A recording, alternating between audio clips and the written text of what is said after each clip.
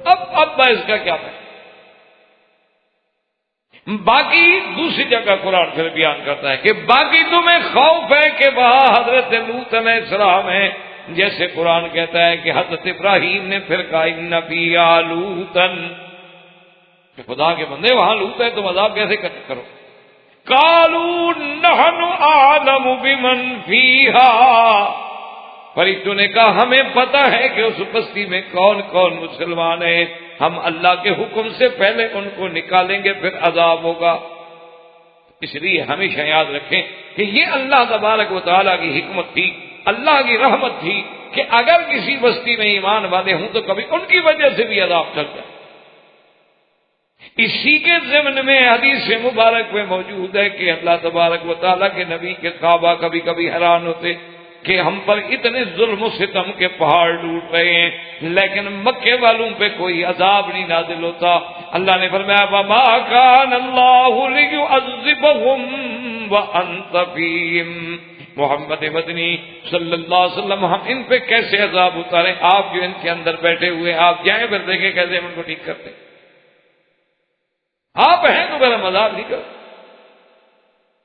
اسی طرح قرآن کہتا ہے کہ ہم وہاں بھی عذاب نہیں کرتے جب ہم سے کوئی بخشش مانگنے والے ہوں، اور اسی طرح قرآن کا یہ فیصلہ ہے، اللہ کا فیصلہ ہے، فرمایا وما كنا معذبین حتی نبعث رسولا، ہم کسی بستی کو برباد نہیں کرتے، ہلاک نہیں کرتے جب تک اپنا پیغمبر نہ بھیجیں، جب تک نبی نہ بھیجیں یا نبی کا خلیفہ یا عالم نہ بھیجیں، ان کو حق بات پہنچا نہ دی جائے، ان کو اتمام حجت نہ کر دیا جائے، ایسے نہیں اللہ کسی کو پکڑ لیتے۔ اسی لیے میرے آقا سرکار دو عالم سیدنا محمد رسول اللہ صلی اللہ علیہ وسلم اپنے صحابہ کو وصیت فرماتے تھے کہ جب تم جنگ کے لیے جا رہے ہو تو خیال رکھنا لا تغیروا، ایسے نہیں جا کے شب خون مار دو کسی بستی پر، بلکہ انتظار کرنا، فاذا سمعتم النداء، اگر تمہیں اذان کی آواز آ جائے فلا تغیروها، حملہ نہ کرو، جو اس کا مطلب ہے اندر مسلمان ہے،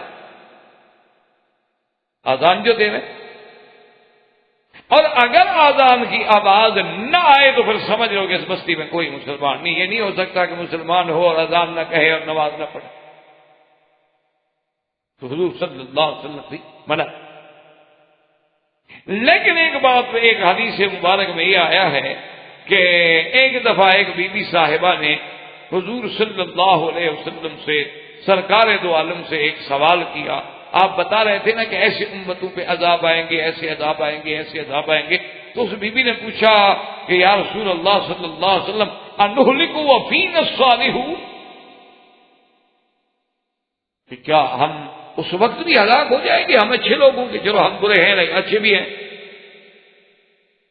حضور نے فرمایا کہ ہاں اذا کثر فیکم الخبث، کہ جب بے حیائی بڑھ جائے گی، جب برائی بڑھ جائے گی تو پھر اللہ کے عذاب آ جاتے ہیں، پھر اللہ پاک عذاب کر دیتے ہیں، اس میں اچھے بھی رگڑے جاتے ہیں اور برے بھی رگڑے جاتے ہیں، پھر قیامت والے دن ہر کوئی اپنے عمل پہ اٹھے گا، اچھا ہے تو اس کو جزا اچھی مل جائے گی، برا ہے تو سزا مل جائے گی، لیکن پھر اللہ عذاب کو نہیں کرے۔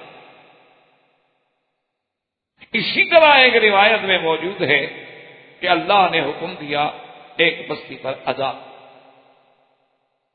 کہ فلاں بستی پہ عذاب نہ، تو فرشتوں نے عرض کیا کہ یا اللہ اس بستی میں تو ایک ایسا تیرا بندہ رہتا ہے کہ جس کی کوئی نماز قضا نہیں ہوئی، جس کا رات دن تیرے ذکر میں ہے، تیری یاد میں ہے، تیرے فکر میں ہے، ہر وقت زبان پہ تیرا نام ہے، اس کے بارے میں کیا حکم ہے؟ نے فرمایا اس پر بھی کر۔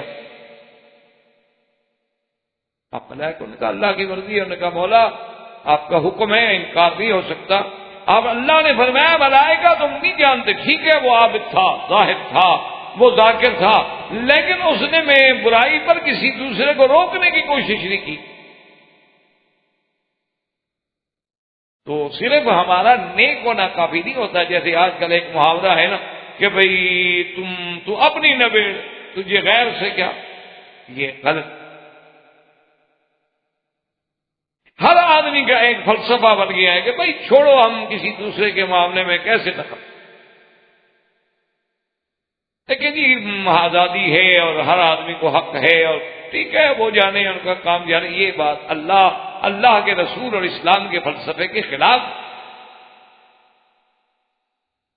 ایک آدمی آگ میں جل رہا ہے، آپ اس کو بچانے کی کوشش بھی نہ کریں، آزادی ہے جانے دو. ایک آدمی آپ کے سامنے اگر آگ میں جا رہا ہے، آپ کا فرض ہے کہ پکڑیں آپ اس کو. ایک آدمی آپ کے سامنے مکان سے کھڑے ہو کے چھلانگ لگانا چاہتا ہے، خودکشی کرنا چاہتا ہے، آپ کہتے ہیں کہ آزادی ہے، کیوں ہم دخل دیں، جانے دو. یہ کون سی آزادی ہے؟ تو جو لوگ اللہ اور اللہ کے رسول سے جنگ کر رہے ہیں، اللہ کے رسول کی مخالفت کر رہے ہیں، وہ جہنم کی آگ میں اپنے آپ کو ڈال رہے ہیں، ان کو آپ جہنم سے بچانے کی کوشش کیوں نہیں کرتے؟ یہ کیا بات ہے؟ اسی لیے اسلام کا یہ فلسفہ ہے کہ ہمارا ہر بندہ جو ہے کنتم خیر امۃ اخرجت للناس تأمرون بالمعروف وتنہون عن المنکر، کہ ہمارا ہر بندہ بھلائی کا حکم کرے اور برائی سے روکے. اور جب تک یہ فضا نہ بنے اس وقت تک کام بھی نہیں ہو. یہ قاعدہ. تو اس لیے ہمیشہ یاد رکھیں کہ جتنے بھی اللہ تبارک و تعالیٰ کے احکام آئے اور تو اس کے لیے یہ ضروری ہے، لازمی ہے کہ آپ جتنا مرضی آئے کر لیں، لیکن شرط یہ ہے کہ احکام پہ چلنا ہوگا، ورنہ اللہ کا عذاب آئے پھر سب کو اپنی لپیٹ میں لے. اچھا، اس کے بارے میں میرے آقا نے سرکار دو عالم صلی اللہ علیہ وسلم نے کس قدر یعنی عظیم مثال بیان فرمائی ہے. عظیم مثال بیان فرمائی. آپ نے فرمایا کہ اگر آپ ایک کشتی میں سوار ہیں اور کشتی کے دو حصے ہیں، دو خانے ہیں، کچھ لوگ اوپر ہیں، کچھ لوگ نیچے ہیں. اگر نیچے والوں کا یہ مزاج بن جائے کہ بھی ہم اس کشتی میں سوراخ کر کے نیچے سے پانی لے لیتے ہیں، ادھر سے جانا پڑتا ہے، ادھر جاؤ اور کنارے پہ کھڑے ہو اور ڈول ڈالو اور پھر پانی نکالو، تو بڑا آسان ہے کہ ہم یہاں تختہ توڑ کے تھوڑا سا یہاں سے سوراخ کر کے ہر آدمی اپنا ڈول بھر لے گا. اگر اللہ کے نبی نے فرمایا کہ تم ان کا ہاتھ نہ پکڑو اور وہ سوراخ کرنے اور پانی اندر بھر جائے جو تم اوپر رہ رہے ہو، تو تمہارا کیا حال ہوگا؟ اگر تم اوپر بیٹھے رہو گے، جی ہم تو دور ہیں، ہمیں تو کچھ نہیں ہو رہا.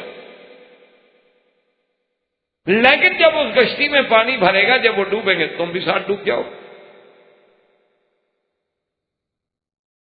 اسی لیے اللہ تبارک و تعالیٰ کی شان ہے کہ اللہ تبارک و تعالیٰ اپنے بندہ یعنی اس کا اگر ایک بندہ بھی اللہ کی یاد کرنے والا ہے تو پہلے یہ تھا اس کی وجہ سے بھی عذاب نہیں. اور دوسری بات جو اصل بنیادی بات ہے سمجھنے والی، وہ اپنے دل و دماغ میں اللہ کی رحمت سے رکھ لیں کہ جب تک آپ نوح علیہ السلام سے لے کر یعنی سرکار دو جہاں صلی اللہ علیہ وسلم تک جتنے پیغمبر اور ان کی قومیں گزرے ہیں، جب آپ نظر ڈالیں گے تو آپ اس نتیجے پہ پہنچیں گے کہ اللہ محض کافر ہونے کی وجہ سے کسی کو عذاب نہیں دیتے. یہ بات ہمیں کیا ہے؟ مثلا ایک قوم کافر ہے، لہذا کافر ہونے کی وجہ سے عذاب آ جائے، ایسا نہیں. کیونکہ اللہ فرماتے ہیں ہم نے تو دونوں راستے بتلا دیے ہیں، یہ ایمان کا ہے، یہ کفر کا ہے، جو چاہو اختیار کرو. پھر عذاب کیا ہوتا؟ کافروں کو بھی عذاب اس وقت ملتا جب کفر کے ساتھ وہ مجرمانہ کارروائیوں میں پڑ جاتے، پھر اللہ کے عذاب. ورنہ کافر ہے ٹھیک ہے، مانے گا اس کا بھلا ہے، نہیں مانے گا اس کا نقصان ہے. ایمان لے آئے گا تو دنیا و آخرت کی بھلائی ہے، اور ایمان نہیں لے آئے گا تو دنیا و آخرت میں خرابی ہے.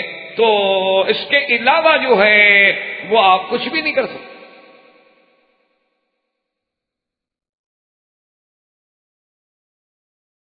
تو یہ ہمیشہ ہے. اب دیکھیں نا کہ نوح علیہ السلام کی قوم ہے، نہیں عذاب آیا.